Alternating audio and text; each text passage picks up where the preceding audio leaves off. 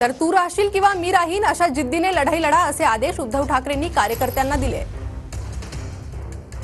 अशी जिद्द पाहिजे, एक तर तू राहशील ना तर मी राहीन, या जिद्दीने लढाई लढली पाहिजे।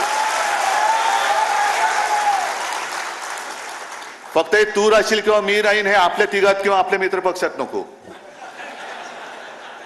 नाहीतर काँग्रेस राष्ट्रवादीला बोलते, राष्ट्रवादी आम्हाला बोलते, आम्ही आणखीन कोणाला बोलते, एक तर तू राहशील ना तर मी राहीन। नाही, आपण मिळून जे महाराष्ट्र लुटायला आले त्यांना आपण विचारतोय प्रश्न आणि त्यांना सांगतोय की एक तर तू राहशील ना तर मी राहीन, होऊन जाऊ दे।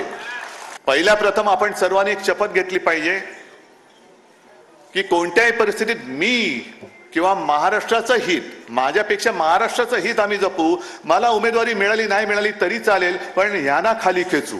आणि आपले मिंदे सांगतात की मी चांगलं सांगतोय तोपर्यंत ऐका, नाही तर दुसरं रूप दाखवावं लागेल। अरे तुमचं रूप दुसरं काय आहे